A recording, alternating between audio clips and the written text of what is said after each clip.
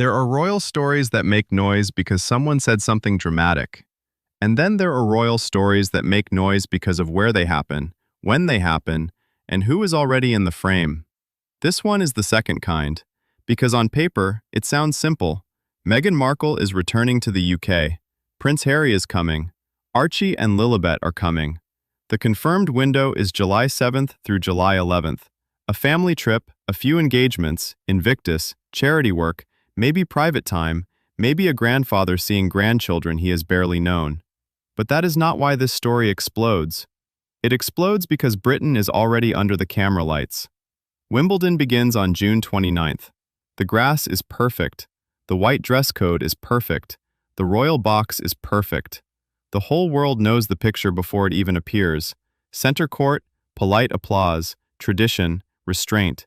Catherine in the royal box, the monarchy looking calm, familiar, controlled. And then, into that exact atmosphere, comes Meghan. Not as a working royal, not as someone slipping back into the old schedule, not as a woman who has been part of the British royal rhythm every season. She comes back after almost 4 years away, and suddenly the story is not just tennis. It is not just a family visit. It is not even just Meghan and Harry. It is a split screen. On one side, Catherine, the future queen, sitting inside the most polished image of British tradition. On the other side, Meghan, the Duchess who left that tradition, returning to the country that still cannot stop watching her. That is the contrast. And that is why this week matters. Because for years, the public has been told to choose between two versions of the royal story. The quiet one and the disruptive one. The accepted one and the exiled one. The woman who stayed and the woman who walked away. The royal box and the airport arrival. The soft applause of center court and the sharp intake of breath when Meghan's name appears in a headline. But the truth is more complicated than that. And that is why people will watch. If you follow royal stories only for scandal, you will see a headline. But if you follow them for what they reveal about power, image, family, and timing, this is one of those moments where everything is happening at once. Meghan has not been in the UK since September 2022, when she and Harry were there around the death and funeral of Queen Elizabeth II. That was a completely different Britain. Elizabeth was still the reference point. Charles had only just become king. Catherine had only just become Princess of Wales. The country was grieving, the family was on display, and even the most personal tensions were buried under ceremony. Now she returns to a different monarchy. King Charles is not new anymore. Catherine is not simply waiting in the wings anymore. William is not just the heir's son anymore. The children in California are older. Archie is 7. Lilibet is 5. And the UK they are returning to is not really a memory for them. It is more like a story they have been born into. That is where the emotional weight sits. Because adults can rehearse their lines. Adults can brief journalists. Adults can decide what they will say, what they will not say, where they will stay, who they will meet, and how much the public will see. But children change the temperature of a royal story instantly. Archie was tiny when he was last there. Lilibet was a baby. Now they are old enough to ask questions, old enough to notice things, old enough to understand that Britain is not just another stop on their parents' schedule. It is their father's country. It is the country of their grandfather, their uncle, their cousins, their titles, and the family name that follows them everywhere. And that makes the return different. Because Meghan coming back alone would be one story. Harry coming back alone would be another. But Meghan and Harry bringing Archie and Lilibet back turns the story into something more powerful than a royal appearance. It turns it into a question about inheritance. What exactly do these children inherit from Britain? Do they inherit connection or distance? Family or silence? Tradition or controversy? A royal identity that is real, but mostly seen from across an ocean? That is why this visit cannot be treated like a simple calendar item. And then there is the timing. Wimbledon is not just a tennis tournament. It is one of Britain's greatest image machines. Every summer, it sells a version of the country back to the world. Green lawns, white clothing, royal smiles, strawberries, applause, order, heritage, calm. It is Britain at its most curated. Even the silence feels expensive. And within that image, Catherine fits perfectly. That is not an insult. It is the point. Catherine's public power has always been built on control, patience, and the ability to look as if nothing is out of place. She does not need to dominate the scene. She understands the scene. At Wimbledon, that becomes especially clear. The royal box does not require drama. It rewards composure. So when people imagine Catherine there, watching the match, smiling, greeting guests, presenting the polished face of continuity, they are not just seeing one royal woman at a sporting event. They are seeing the monarchy's preferred story about itself. Stable, elegant, familiar, still here. And that is exactly why Meghan's return creates such a strong counter-image. Meghan does not need to appear in the royal box to affect the royal box. She does not need to sit beside Catherine to create the comparison. The comparison happens because the public has already been trained to read them against each other. And that is the strange thing about this story. Meghan can be absent from a royal scene and still become part of it. The cameras may be on Wimbledon. The official images may be of Catherine. The palace may prefer the week to be about sport, tradition, and public duty. But if Meghan is landing in the UK during that same window, every image of calm becomes more interesting because it has a shadow beside it. That shadow is not necessarily hostility, it is memory. People remember the Oprah interview. They remember the Netflix series. They remember Spare. They remember the claims about palace life, the tears, the coldness, the briefings, the exits, the accusations, the denials, the moments when the family looked less like an institution and more like a household that had lost control of its own private pain. And then they remember something else. Meghan was once inside this image. She was once on the balcony. She was once in the carriage. She was once in the church pews. She was once part of the version of monarchy that Wimbledon represents so well. Ceremony, tradition, choreography, the promise that everyone knows where to stand. Now she returns from outside it. That is the cinematic tension. If this were a movie, the opening shot would not be an argument. It would be center court, sunlight on grass, cameras turning toward the royal box. Catherine sitting in that quiet, composed way that tells the world nothing is wrong. And then the cut. Meghan's plane. Meghan's name. Meghan back in Britain for the first time in years. No shouting, no confrontation, just two images that cannot help speaking to each other. And the audience understands immediately. One woman became the symbol of staying, the other became the symbol of leaving. One is framed by the institution, the other is framed by the question of whether she can ever stand near that institution again without reopening everything that happened. That is why this should not be told as a cheap rivalry. That would be too easy, and honestly, too small. The real story is not Catherine versus Meghan. The real story is what each woman now represents to the monarchy. Catherine represents continuity. She is the image the palace wants the world to trust. She is the mother of the next generation, the future queen, the person who can appear in the royal box and make the monarchy feel almost effortless. Meghan represents the unresolved question. What happens when someone says the system was not effortless at all? What happens when the fairy tale becomes an exit interview? What happens when a woman who was once presented as proof that the monarchy could modernize becomes proof that modernization was more fragile than anyone wanted to admit? That is why the contrast works. It is visual. It is emotional. It is political without needing party politics. It is about two women, yes, but it is also about two kinds of royal power. Catherine's power is presence inside the system. Meghan's power is the fact that even outside the system, she still changes the conversation. And that is what makes July so dangerous for the palace narrative. Because during Wimbledon, the monarchy normally gets one of its safest public stages. There is no state banquet pressure, no constitutional crisis, no difficult speech. It is a soft power stage. Royals at sport, tradition without the heavy crown, smiles, applause, handshakes, elegance. But Meghan's return changes the emotional weather. Now every royal box appearance can be read differently. If Catherine is seen smiling, people will ask whether the palace is trying to project calm. If William appears, people will ask whether he will meet Harry. If Charles is quiet, people will ask whether he has seen his grandchildren. If the Sussexes keep their children private, people will ask whether that is protection, strategy, or both. This is how royal stories work now.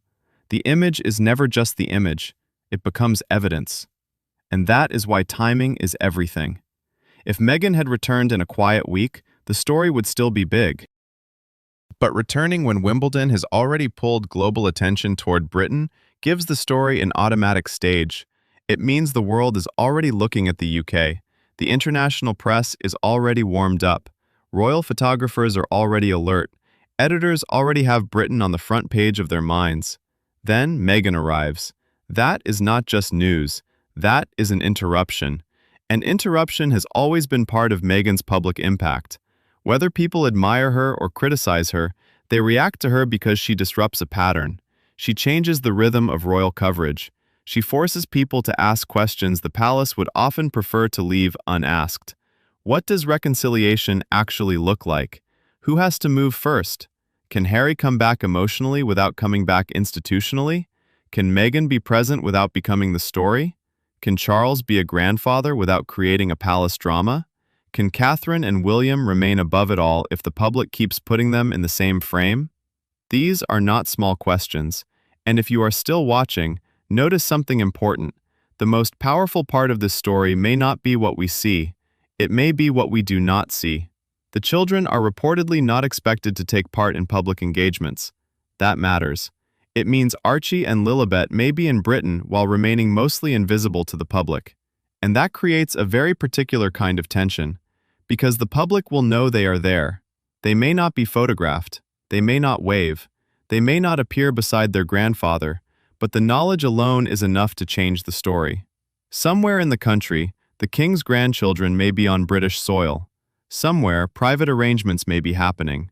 Somewhere, a family that has communicated for years through distance, statements, lawyers, interviews, and brief visits may have to deal with something more human than all of that. Children in the same country as their grandfather. And that is where King Charles becomes the quiet center of the drama. Because Charles is not just the king in this story, he is the grandfather waiting at the edge of it. The palace has offered accommodation on a royal estate. Reports around the arrangements have shifted, and the details of where the Sussexes will stay are not fully public. But the deeper question is not really about rooms. It is not about which residence, which gate, which security perimeter, which car. The real question is whether an offer of accommodation becomes an offer of repair. That is the difference.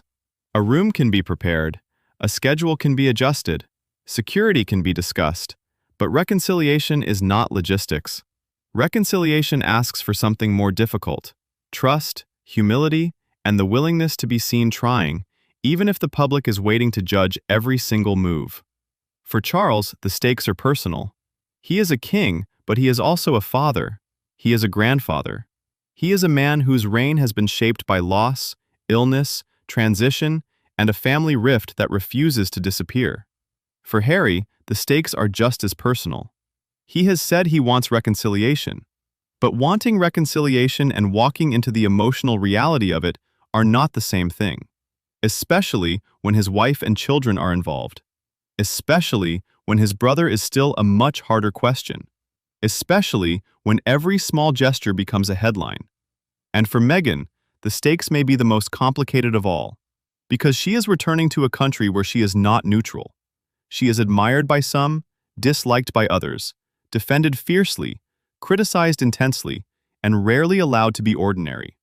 In the UK, Meghan is not just a person arriving for a visit.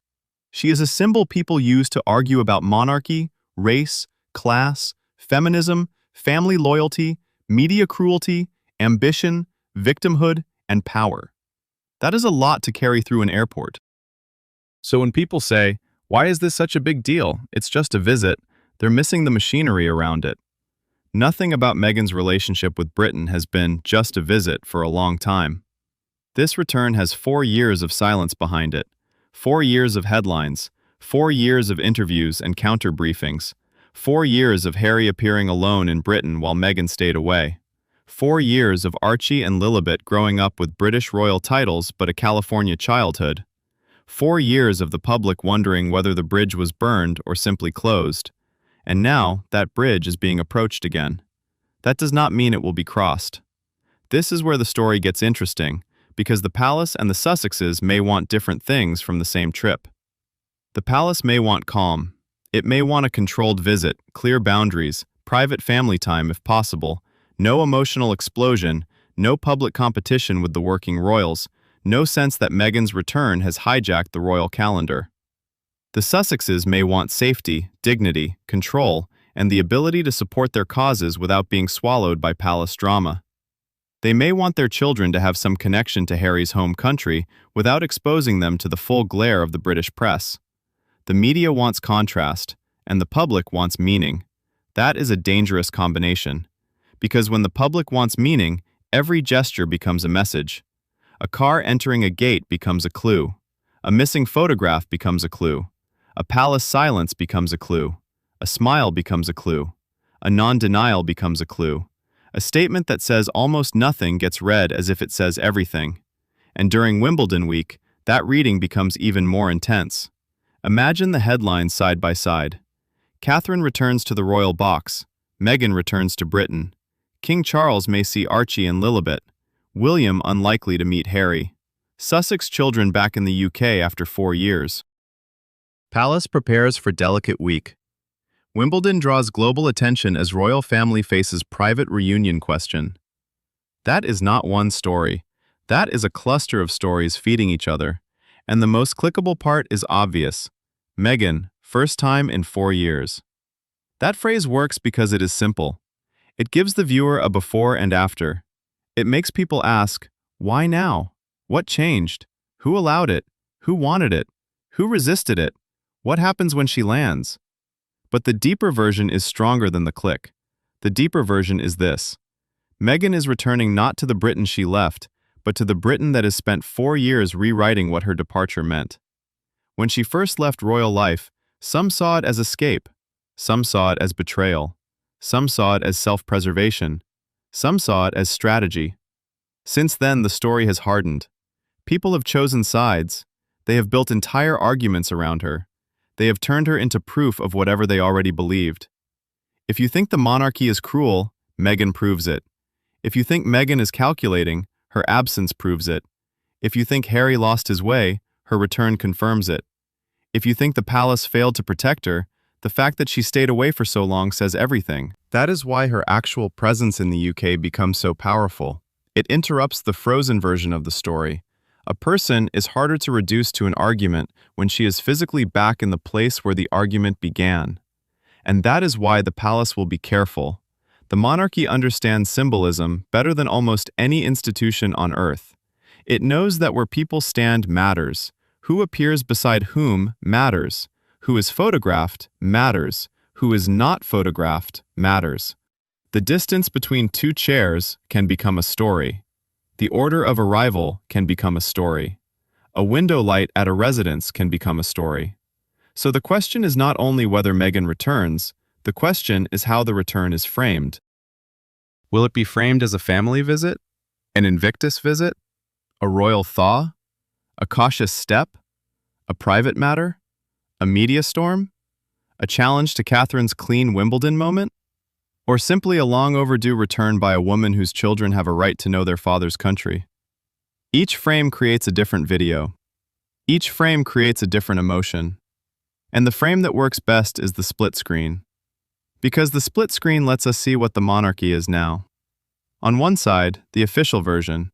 Catherine, Wimbledon, the royal box, tradition still functioning beautifully. On the other side, the unresolved version. Meghan, Harry, Archie, Lilibet, King Charles, a family wound that has not healed in public. Neither side cancels the other. They exist at the same time. That is what makes the moment feel so alive. And there is another reason this contrast will hit hard. Catherine herself has become more emotionally significant to the public over the last 2 years. Her health, her reduced appearances, her gradual return to public life, the way the public watches for signs of strength and steadiness, all of that has changed how people see her. She is no longer only the polished princess who never puts a foot wrong. She is also someone people now associate with endurance. So if Catherine appears at Wimbledon, that image will carry more than usual. It will not just be style and tradition. It will be reassurance. It will say, she is here. The family continues. The familiar picture still exists. Then Meghan's return asks a different question. What about the picture that broke? That is the emotional contrast. Reassurance versus disruption. Continuity versus return. The woman who became the face of the future monarchy versus the woman who forced the monarchy to confront the cost of belonging to it. Again, this is not about pitting them against each other as people. It is about understanding why the public cannot stop placing them in the same mental frame. Catherine is the palace's answer to anxiety. Meghan is the question the palace never fully answered. And if that sounds dramatic, look at the evidence of public reaction. Every time Meghan is near a royal story, the volume goes up, not because she holds an official role, but because the unresolved nature of her departure keeps producing new interpretations. She left, but she did not disappear. That is the line at the heart of this video. Meghan left the working royal system, but she did not leave the royal story. She left Britain, but Britain did not stop using her as a mirror. She built a life in California, but the moment she returns to the UK, even briefly, the old machinery starts again. That is why competitors can get clicks from this story with a simple headline. But the deeper version is better because it explains why the click works. It works because people are not just curious about where Meghan will go. They are curious about whether the old emotional order still holds. Does the palace still have the power to absorb her return and make it look minor? Does Meghan still have the power to shift the agenda just by appearing? Does Catherine's public steadiness look stronger when contrasted with Meghan's return? Or does Meghan's return make the official royal image look more controlled than natural? These are the questions that keep viewers watching. And then there is William. Even if he is not at the center of this particular visit, he is always present in the background of any Harry return. The brothers are the unresolved fracture beneath almost every reconciliation story. Charles may be the doorway, but William is the wall. That matters because a meeting with Charles and the children is one kind of story. A meeting with William would be another level entirely, and the absence of that meeting, if there is no meeting, will also speak loudly. This is why the trip can be successful and still feel incomplete. Harry can support Invictus. Meghan can attend engagements. Archie and Lilibet can be kept private and safe. Charles may have a chance, even quietly, to see his grandchildren. The visit can happen without disaster. And still, the public may walk away asking, but what about William? What about Catherine? What about the family as a whole? Royal reconciliation is rarely one door. It is a corridor of closed rooms. That is why July 7th through 11th is not just a date range. It is a pressure chamber. Wimbledon starts on June 29th and sets the stage. By the time Meghan arrives, Britain is already performing itself for the world. The cameras are already there. The global attention is already there. The symbolism is already there. Then the Sussexes enter the same national frame. Not necessarily the same physical place, not necessarily the same room, but the same frame. And for modern royals, the frame is everything. A century ago, the monarchy could control much more of what people saw. Today, the monarchy can still control ceremony, access, and official imagery, but it cannot control interpretation. The public does not wait for the palace to explain the story. The public builds the story in real time. That is why the first photograph will matter. The first statement will matter. The first absence will matter. The first sign of whether Meghan is comfortable or guarded will matter. The first clue about whether Charles sees the children will matter. And if nothing is shown, that will matter too. Silence is no longer empty in royal coverage. Silence is treated like a locked door with people listening outside. This is where the video should slow down for a second, because underneath all of this spectacle is something very human. A little girl named Lilibet, named after Queen Elizabeth's family nickname, may return to the country where that name carries an entire century of meaning. A boy named Archie may return to the country where his father was born into one of the most watched families on earth. Their grandfather is the king. Their cousins are in the direct line to the throne. Their parents live a completely different life across the Atlantic. How do you explain that to children? How do you tell them that the country they are visiting is part of them, but also part of a very painful story for their parents?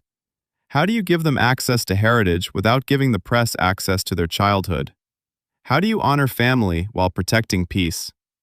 That is the question Meghan and Harry have to answer as parents, And whether people like them or not, that question is real. It is easy to treat royal children as symbols. The monarchy has done that for generations. But Archie and Lilibet complicate the story because they are royal and not royal, visible and invisible, titled and private, British by inheritance and American by daily life. Their return makes the family rift less abstract, because when adults fight, the public can choose teams. But when children are involved, the emotional math changes. Suddenly the question is not only who was right in the interviews or who briefed against whom. It becomes, what does this distance cost the next generation? That is where Charles's role becomes emotionally powerful. He is king, yes, but in this story, the image that may matter most is not Charles on a balcony. It is Charles as a grandfather with limited time, limited contact, and a chance to see children who are growing fast. 4 years is not long in royal history. It is enormous in a child's life. A 1-year-old becomes a 5-year-old. A 3-year-old becomes a 7-year-old. Baby voices disappear. New questions begin. Memories form. Attachments form. The window for being a real presence in a child's life is not ceremonial. It is practical. It is time spent. That is why the return lands emotionally even for people tired of the Sussex drama. Because this is no longer only about adults relitigating the past. It is about whether the future generation has any relationship with the British side of their family. And that is where the Wimbledon contrast becomes even sharper. At Wimbledon, tradition looks effortless because the difficult parts are hidden. The grass is cut, the seats are arranged, the order is clear, the clothing is appropriate, the applause arrives at the right time. It is a ritual of control. But family is not like that. Family does not always sit in neat rows. Family does not always clap politely. Family carries old injuries into new rooms. Family can turn a simple invitation into a test of loyalty, pride, fear, and hope. So when the royal box presents the clean version of British continuity, Meghan's return brings back the messy version of royal family life. Both are true. That is what makes the story feel bigger than gossip. The monarchy needs the clean image. That is how it survives. It must look steady, dignified, almost above ordinary conflict. But the public is fascinated by the messy truth because it reveals that behind the gates, the royal family is still a family, with jealousy, grief, resentment, love, regret, and silence. Meghan's return forces those two versions to exist side by side. And if you are making a video on this, this is the angle that gives it depth. Do not ask, will Meghan outshine Catherine? That is the easy version. Ask instead, what happens when the monarchy's most controlled summer image meets the woman who represents its most uncontrolled modern wound? That is the story. Because Catherine in the royal box is not just Catherine in the royal box. It is the monarchy saying, look, continuity is intact. Meghan arriving in the UK is not just Meghan arriving in the UK. It is the unresolved past saying, not so fast. And the audience feels that tension immediately. They may not put it into those words, but they feel it. They know the visual contrast. They know Catherine's calm public role. They know Meghan's disruptive place in the narrative. They know Harry wants some form of reconciliation, but that reconciliation is loaded with conditions, hurt, and history. They know Charles is older, unwell in recent years, and facing the private cost of public distance. They know William is the harder wall. They know the children make everything more emotional. That is why this story should open with imagery, not explanation. Start with Wimbledon. Let the viewer feel the calm, then bring in the line, and into this perfect British picture, Meghan returns. That is the hook. From there, every block should deepen the contrast. Wimbledon is the stage. Catherine is the image of continuity. Meghan is the return of the unresolved. Charles is the emotional stake. Archie and Lilibet are the reason this is more than celebrity drama. Harry is the bridge that may or may not hold. William is the silence that keeps the story incomplete. And the palace? The palace is trying to manage all of it without looking as if it is managing anything. That may be the hardest part. Because if the palace appears too warm, critics will ask why it took so long. If it appears too cold, People will ask whether Charles is missing a chance with his grandchildren. If Meghan is welcomed too visibly, it may overshadow working royals. If she is kept too distant, the reconciliation story looks hollow. If Catherine appears serene, some will call it strength, others will call it performance. If Meghan appears guarded, some will call it understandable, others will call it calculated. There is no neutral outcome. That is what makes the week so charged.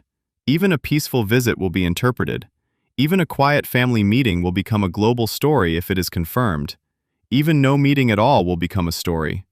The palace cannot make the public uninterested, and the Sussexes cannot return to Britain as if the last 4 years did not happen.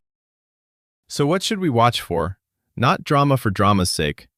Watch for framing. Watch whether the Sussex visit is framed around Invictus and charity work or around royal reconciliation. Watch whether the children remain completely out of sight or whether any carefully controlled detail is allowed to emerge. Watch whether Buckingham Palace comments or leaves the story to breathe on its own. Watch whether Charles is described as open, waiting, welcoming, or simply unavailable. Watch whether William's name is avoided, because sometimes the avoided name is the loudest part of the story. And watch Catherine's Wimbledon imagery. Not because Catherine has to do anything. She may simply appear as she always has, composed, elegant, present. But that is precisely why the contrast works. Her stillness becomes the opposite of Meghan's movement. Her place inside the institution becomes the opposite of Meghan's return from outside it. The royal box becomes a symbol without needing to try. And that is the thing about symbols, they do not have to speak. A seat in the royal box can say belonging. A plane landing can say return. A private residence can say possibility. A missing photograph can say boundaries.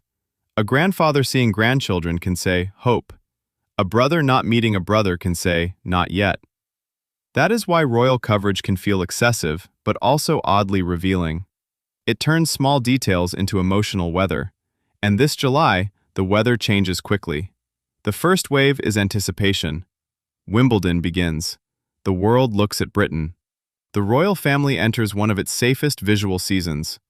The second wave is contrast. Meghan's return approaches. The clean Wimbledon image now has another storyline beside it. The third wave is emotional. Archie and Lilibet are no longer names in California updates. They are children returning to their father's country. The fourth wave is judgment. Did Charles see them? Did Meghan appear comfortable? Did Harry look hopeful? Did the palace seem warm, cautious, or cold? Did Catherine's public image absorb the week, or did Meghan's return dominate it? And the fifth wave is the aftermath, because the real impact of this visit may not be measured on July 7th or 8th or 9th. It may be measured in what becomes possible afterward. If the visit is calm, it could create space for more contact. If there is private family time, it could soften one part of the story. If the children are protected and the public accepts that boundary, it could set a new pattern. If the media storm becomes too intense, it could confirm every fear the Sussexes have expressed about bringing their family back. That is why this is not just a return. It is a test of the palace's control. A test of Meghan's ability to re-enter British public life without being consumed by it. A test of Harry's reconciliation hopes. A test of Charles's willingness to be seen as grandfather, not just monarch.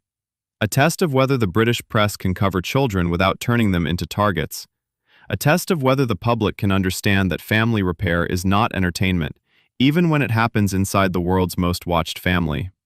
And yes, it is also a test of Catherine's symbolic role.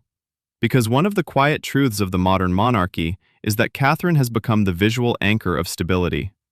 When things are uncertain, her image reassures people. When royal news gets messy, her composure becomes part of the palace's answer.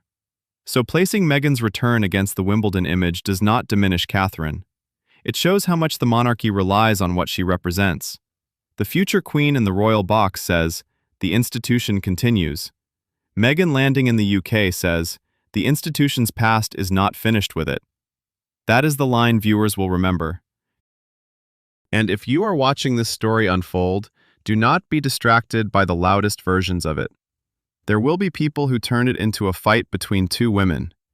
There will be people who make it only about fashion, seating, smiles, body language, or who looked more important. There will be people who treat the children as props in an argument they decided years ago. But the better story is deeper. It is about a monarchy trying to project continuity while facing the consequences of rupture. It is about a king who may have a chance to be a grandfather. It is about two children returning to a country that belongs to their story, even if it does not belong to their everyday lives. It is about Harry trying to reopen a door without walking back into the cage he says he escaped. And it is about Meghan returning to the place where her royal story began, broke, and now refuses to stay buried. That is why July 7th matters. Not because Meghan is guaranteed to create drama the moment she lands. Not because Catherine must respond. Not because the palace is suddenly on the edge of collapse. Those are the exaggerated versions.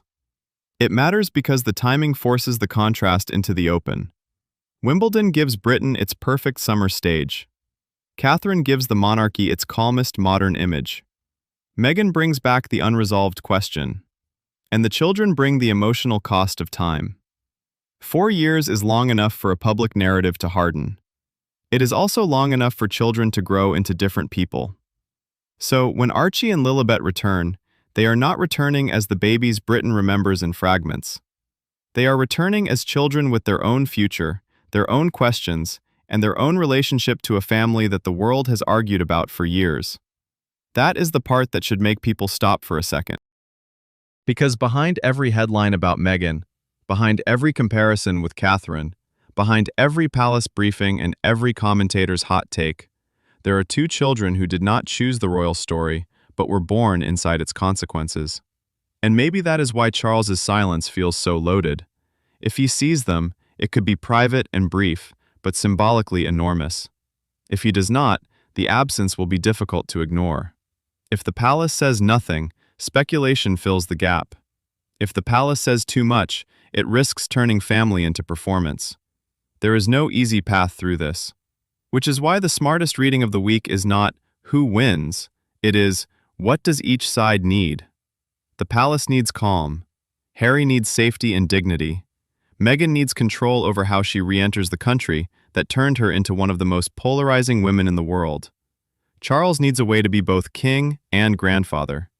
Catherine needs the monarchy's public image to remain steady around her. The media needs a story, and the public needs a reason to keep watching. That reason is already here. It is the contrast. A white dress in the royal box, a plane landing after 4 years, a king waiting behind palace walls, two children old enough now to understand more than they did before, a country that remembers the last time Meghan was there, under the shadow of Queen Elizabeth's funeral, a monarchy that has changed since then, but not escaped the questions that began before then. This is not just a comeback, it is a collision between image and memory, and that is why the headline works. Meghan returns to the UK for the first time in 4 years is not powerful because it tells us everything. It is powerful because it opens every door at once. Where will she stay? Will Charles see the children? Will Harry meet William? Will Meghan appear publicly? Will the palace comment? Will Catherine's Wimbledon moment be overshadowed? Will the Sussexes keep control of the narrative? Will Britain welcome them, criticize them, or do both at the same time? Those questions are the engine of the story.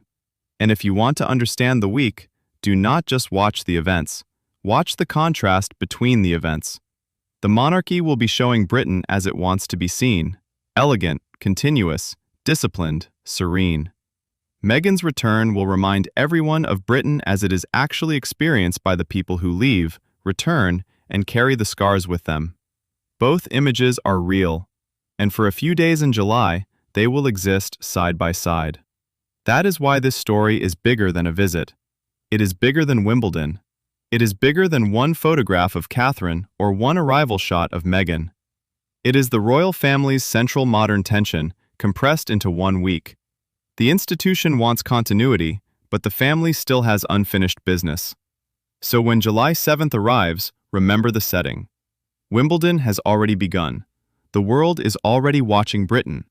The royal box is already waiting for its familiar images of grace and order. Catherine's presence, if and when it comes, will feel like the monarchy breathing steadily for the cameras. And somewhere in that same national frame, Meghan will be back. The woman who left. The woman who changed the conversation. The woman the palace could not fully absorb and the public could not fully release. Back in the UK, back with Harry, back with Archie and Lilibet, back at the edge of the royal story, close enough for everyone to look, but still far enough for everyone to wonder what happens next. And maybe that is the real power of this return. It does not give us closure. It gives us a new frame. If this story interests you beyond the noise, stay with the channel, because the next few days will not be about one dramatic moment. They will be about a pattern of signals, a palace phrase, a missing detail, a careful smile, a private meeting, a public absence, a tennis camera cutting to the royal box while another royal story unfolds just outside the frame. And that is where the truth of this week will be found. Not in one explosive confrontation, in the split screen. Catherine in the image Britain knows how to display, Meghan in the question Britain still does not know how to answer.